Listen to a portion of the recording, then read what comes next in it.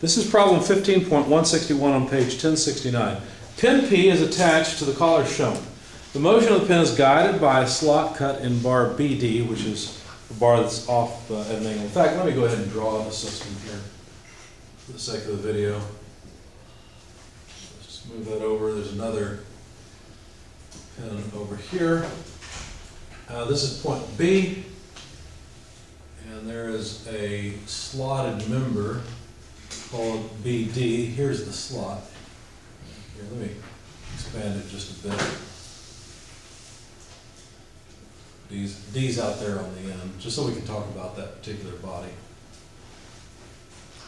And then body AE is a rod like this. It has a slider on it. That slider has a pin that interfaces with the slot. So AE is the slider rod, or the rod that the slider is on, and point P is that pin. Okay. There is a 45-degree angle here and a 16-inch dimension here. Okay. So let's see, pin P is attached to the collar. The motion of the pin is guided by the slot in BD. The collar and the collar that slides on rod AE. Rod AE rotates with a constant angular velocity of 6 radians per second clockwise. So rod AE is doing this. Omega AE, oh sorry, this is point A, equals 6, well, let's do it this way. Let's write it as a vector. Negative 6 radians, well, negative 6K radians per second using a typical, XY coordinate system. And the distance from A to P increases at a constant rate of 8 feet per second. So A to P, this moves out at a constant rate. So let's write that. The velocity of point P with respect to A is a constant 8 feet per second in the J direction. Now I went ahead and worked in inches instead of feet. So I went 12 times, or I wrote 12 times 8, which is 96 J inches per second. And the acceleration of P with respect to A is just 0, because it's a constant rate. Determine at the instant shown, in other words, in this position, determine the angular acceleration of bar BD and the relative acceleration of the pin with respect to bar BD. Okay. Any questions about the challenge, the setup? Okay. This is just one page, so we should be able to get through it. All right. Well, I can write, remember I have to solve the velocity problem first, right? So I'm going to write the velocity of point P in terms of the velocity of point A. But wait a second, P is not a point on body AE, is it? So I'm going to write it the way that the summary equation at the end of the chapter writes it, or pretty close to it.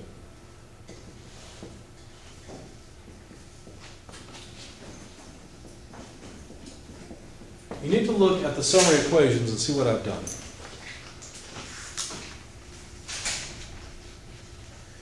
Which expression have I used? There are numbers beside them all. 15.32 prime, right? So that's the one I've used. Where they've got, what, O as the reference point? Well, my reference point is A, so that's really the only difference. And they haven't made it clear what angular velocity they're talking about. Well, they're talking about the angular velocity of whatever connects O to P. Okay? So notice these are all vectors, and there's a bunch of cross products. This is not a cross product at the end, that's just addition. And now notice that the velocity of point A is, of course, 0. It's a fixed point. The velocity of P with respect to A, I already know, that was given. So that'll be pretty easy to deal with. Let's see if we can plug numbers in here. What would we get? Well, this is the angular speed of AE. Well, we know the angular speed. I just wrote it as a lowercase omega instead of a capital omega. So that would be negative 6K Notice I'm going to use radians, inches, and seconds, so everything's consistent. I won't need my units, well, I won't need to write them down. Crossed with a vector from A to P. Well, the vector from A to P is just 16j inches. And then the velocity of P with respect to A is just 96j inches per second. Okay? So now all I have to do is take K cross J. Well, let's see, K cross J is negative I. So 6 times 16 is 96. Let's see, so K cross J, negative I, but negative times negative cancels. So 96I plus 96J. There's the velocity of point P. Okay.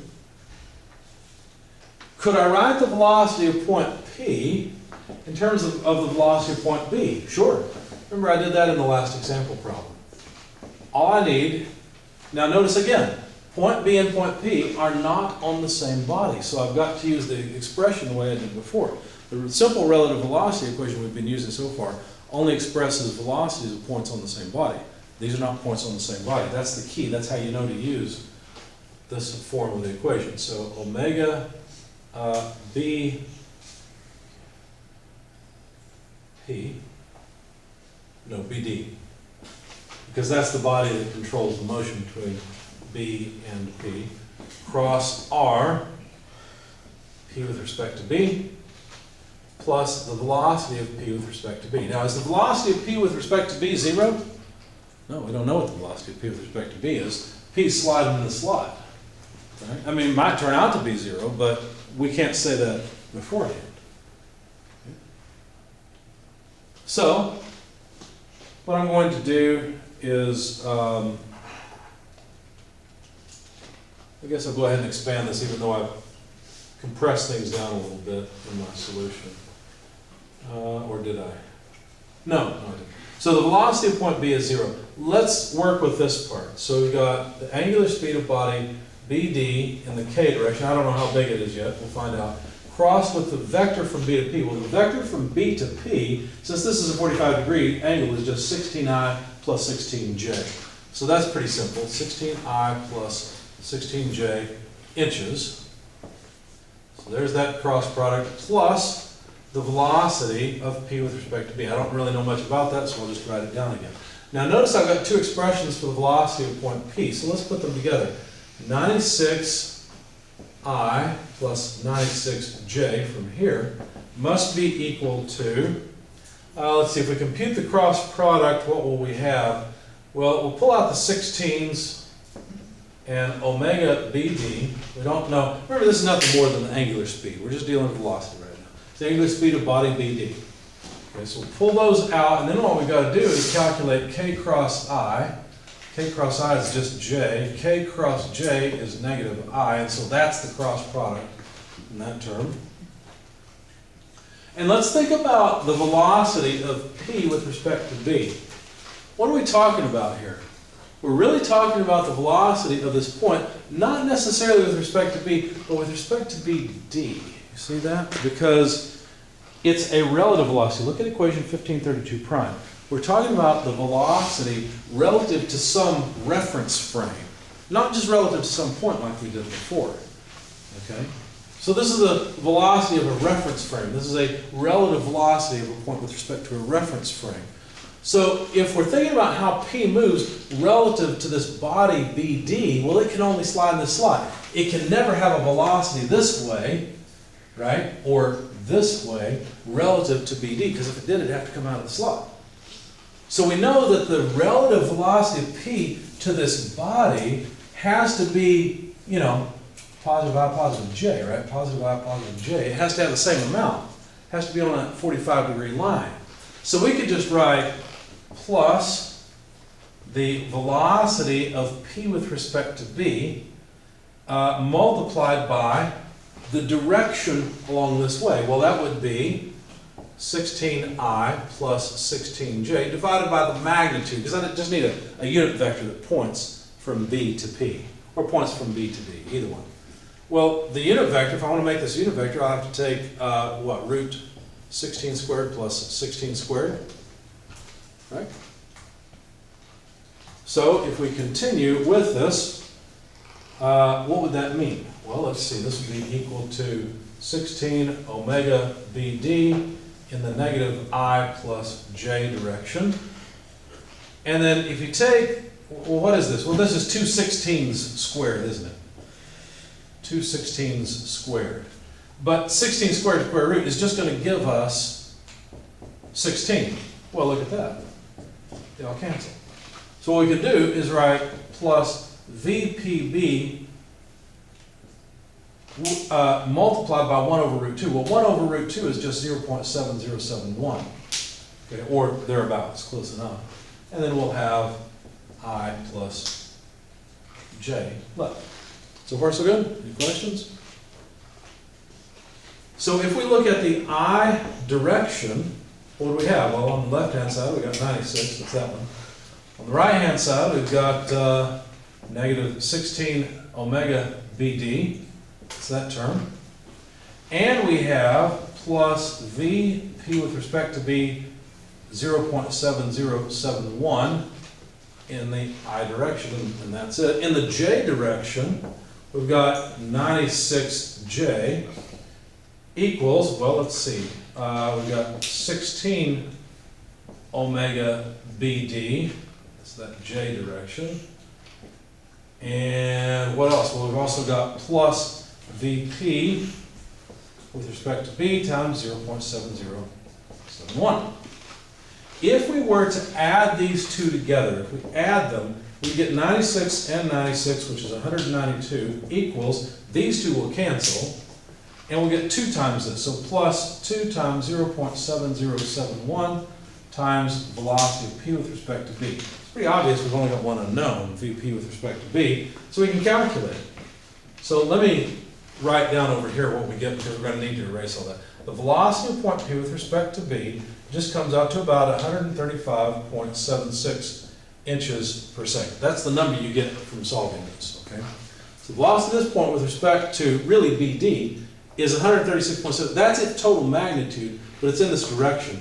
So if we were to write it as a vector, we could write it as a vector, I guess, by just saying times I plus J over root 2.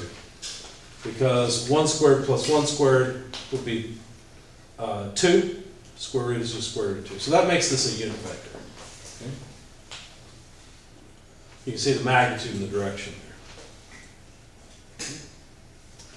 Now, it turns out if you plug in this velocity of P with respect to B, the only solution to this is that omega BD equals 0. That means that in this moment, BD is not rotating at all.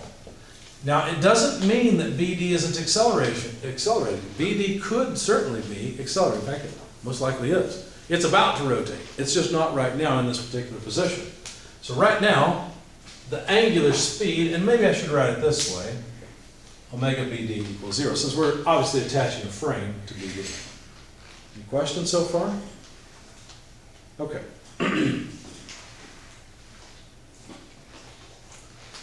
So what did we do? We analyzed the velocity of a point relative to one body, AE, and then relative to another body, BD. Why? Because those two bodies constrain the motion of the point, or that point constrains the motion of the two bodies together, however you want to say it. We're doing something similar to what we did in the last example problem, where we realized we just needed to step through the mechanism relating motion together where the motion is constrained. So now let's continue, let's do the same thing. In fact, let's attach a coordinate frame to rod AE. Let's go back to rod AE, let's put our coordinate frame back there, and let's write the acceleration in terms of it. Now, acceleration of what? Well, it's not exactly point P that I want to write initially. I would like to write the acceleration of point P prime. You'll see what I mean. So, point P is right here. Imagine point P prime as being the point just underneath point P, but attached to AE. So it's not moving relative to AE, it's just a point on AE, okay?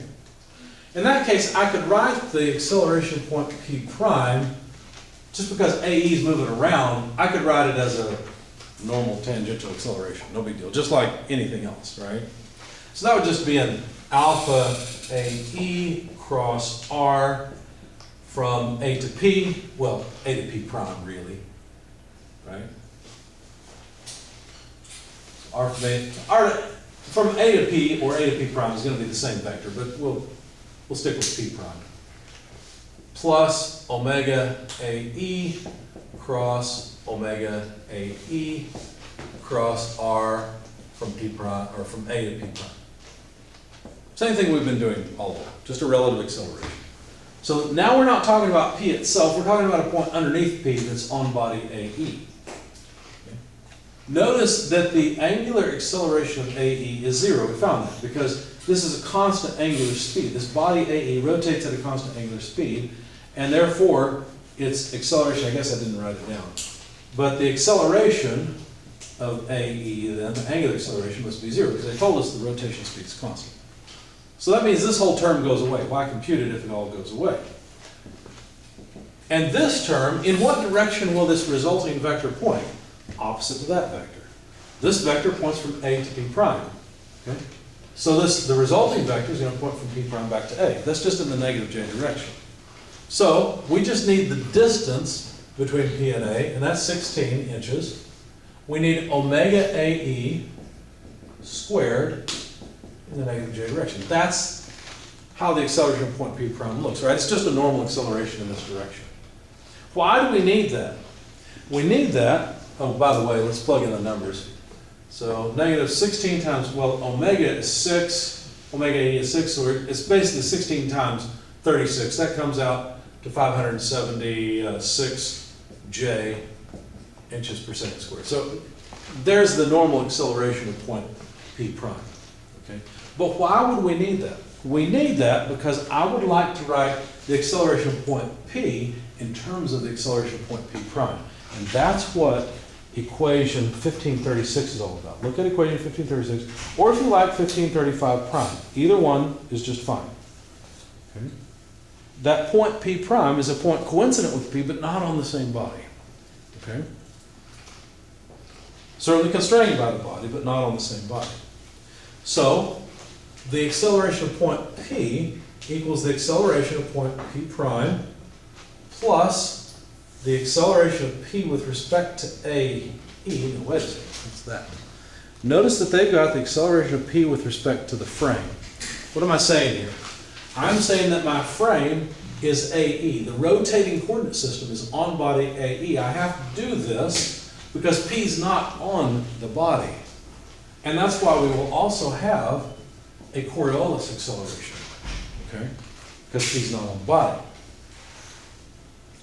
Now, what is the acceleration of point P with respect to frame AE? There is none, right? Because point P moves at a constant rate out on AE. Moves at a constant rate out on the body. And so this term is just 0. So now let's write A P prime. And let's write down the Coriolis acceleration. Well, the Coriolis acceleration is always the same. 2 times omega AE. Now, I shouldn't write it that way. Your book has it like this. But really, it's just an angular speed of body AE. Okay? Crossed with the relative velocity of P with respect to the frame, and the frame is AE. Okay? Obviously, the acceleration of point P prime, negative 576 J, inches per second squared. I'm going to drop the units as usual. And let's see, plus 2 times, I'll need this magnitude. Let's see. Well, let's do it this way. Let's do it in a couple of steps. We'll call this omega AE since that's what we called it before. Okay, leave it as a vector. Or actually, here, let me pull the vector off to the side. Times the velocity of P with respect to AE, but that's just 8.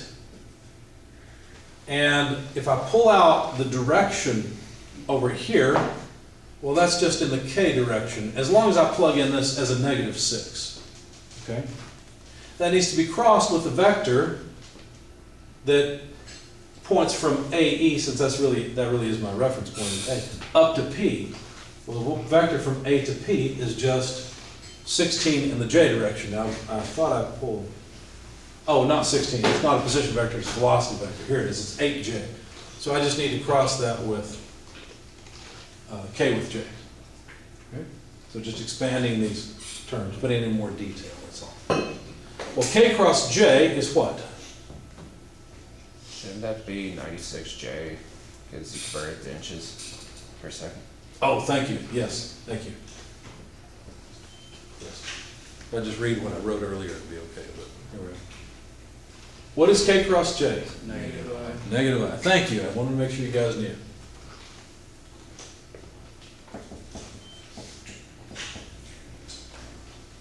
Let's see. So we'd have plus 2 times negative 6, evaluating that term, times 96, times negative I. So finishing this off, or this look. Well, if you calculate this number, 2 times 6 is 12 times 96, that comes out to 1152. Negative times negative is positive, so it's 1152I minus 576J. So there's the acceleration point P in terms of the fixed frame, right? The coordinate system that would not move with any of this. I got that from analyzing rod AE. Now let me analyze rod BD.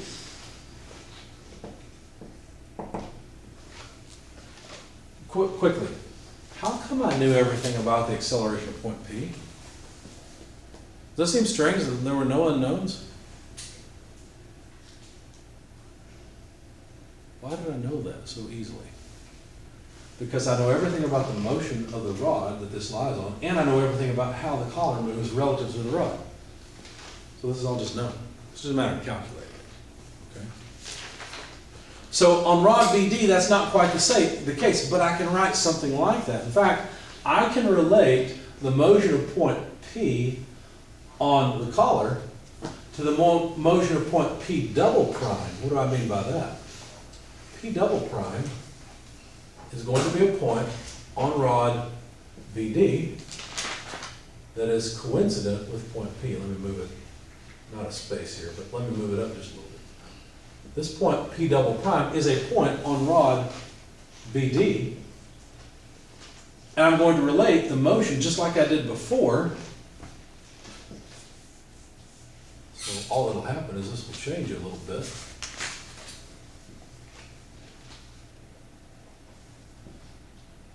But I call it P double prime because it's a different point.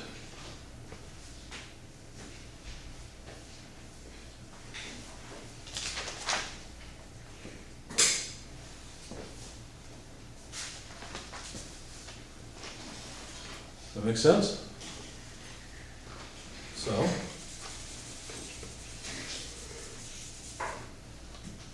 let's write this down over here.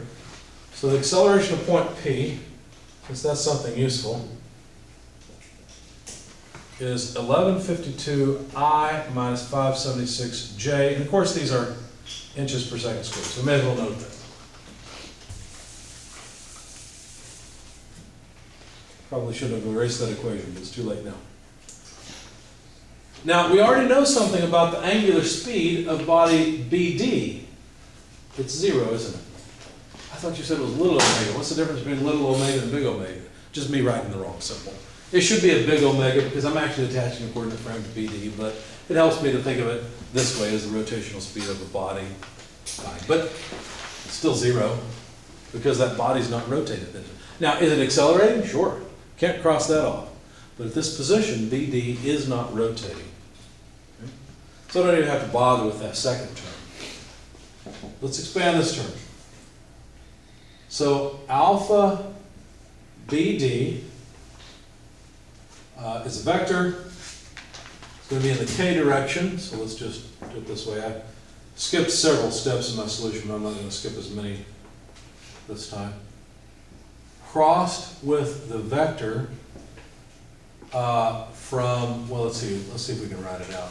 R from B to P prime. Well, that vector is pretty simple. That vector is just 16I plus 16J. Okay.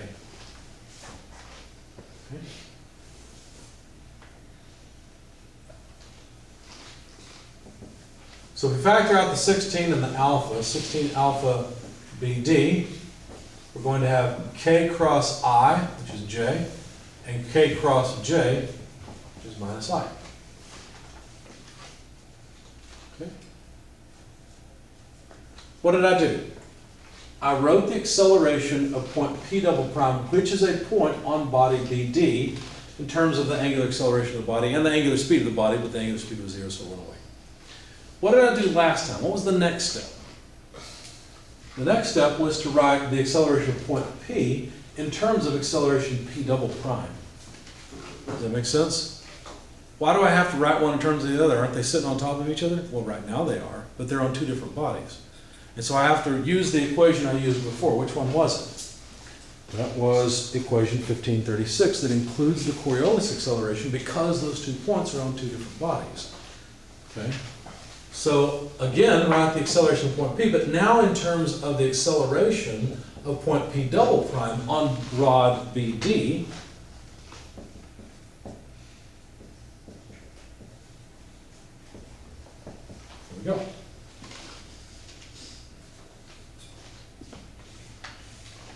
Now this is going to be the acceleration of point P double prime plus the acceleration of P with respect to BD. Let me deal with the last term first. How does Coriolis acceleration go again?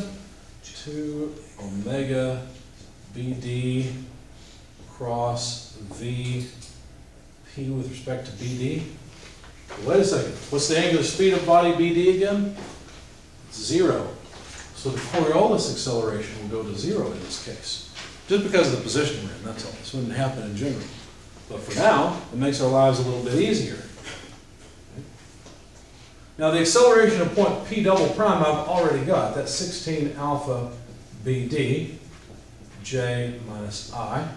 It's that term. And now all I need is a relative acceleration equation.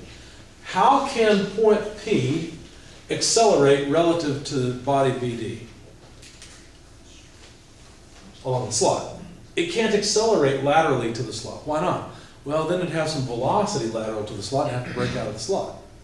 So the only direction, I'm including information I know that the acceleration of point P with respect to this bar or this rod has to be along the slot. So I'm going to incorporate that into the equation and write the acceleration of P with respect to BD, but with a vector that includes the known direction. Now, I don't know if it's up the slot or down the slot, but it's along the slot.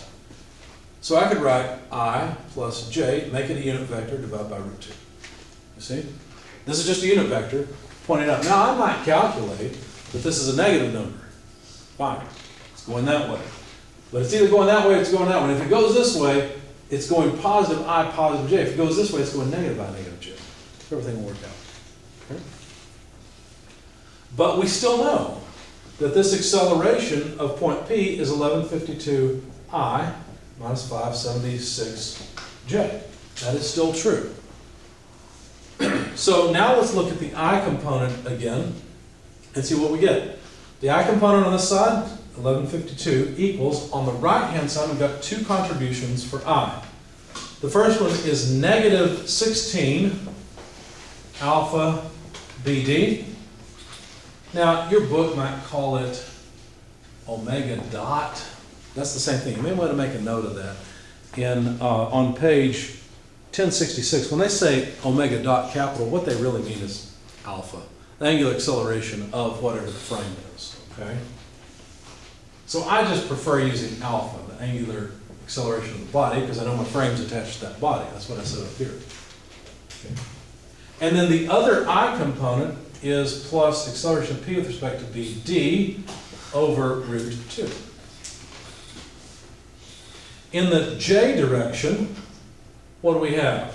Let's see, J direction, we've got negative 576 equals other side, well, let's see, 16 alpha BD, let's see, plus acceleration of P with respect to BD divided by root 2. See where I got all my terms from? Any questions? All right. I'm going to use the same trick I did before, just add the two together, because then this will cancel nicely. Turns out 1152 is twice of 576, so we just get 576 over here. Equals nothing. plus 2, well, 2 over root 2 AP with respect to BD. Okay? And so from that, we can calculate the acceleration of point P with respect to BD. That magnitude, I'm going to put it over here, comes out to 407. Well, let's see, no what? Hang on, let me do it this way. So the acceleration of point P with respect to BD comes out to 407.29 inches per second squared, and that's rounded off, but close enough. So if I wanted to write that as a vector, what I would have to do is multiply the magnitude by a unit vector. What unit vector would that be? Well, that would be a vector that points up and to the right along that slide. So simply I plus j over root 2, because that's the unit vector that points up along the slide. So multiplying all of that out, in other words, taking 407.29, dividing by the square root of 2, you will find that the acceleration is 288I, that's what 407.29 over root 2, if you don't round off, comes out to, plus 288J, I don't need this anymore, I'm going to get rid of it. I was given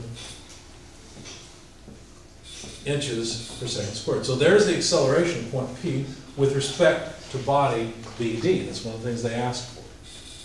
The other thing I need is the angular acceleration of body BD.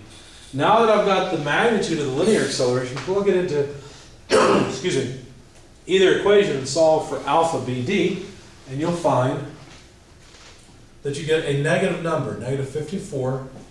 So that just means that, notice all along, I've taken alpha BD to be a positive rotation, but in fact it's negative. So body BD is accelerating in the clockwise direction. So it's not moving right now, but it's about to move this way. Does that make sense? Sure. Think about it. AE is rotating this way, isn't it? So if it rotates this way, that means that slot's going to have to come down to accommodate the motion of the pen. Any questions? Comments? Nothing at all? Are you alive? Are you dead? You okay? What has changed? Before, when we dealt with relative acceleration, we were always talking about relative acceleration between 2 points on the same body. Now we're not. Now we're talking about relative acceleration, but with 2 points on 2 different bodies that are constrained to one another. And that's when you need to use these equations. Okay? Any questions? How do you get negative 54? Just take 407.29, plug it in here, solve for alpha BD. Okay. Or plug it in here, solve for alpha BD. Good question. Anything else?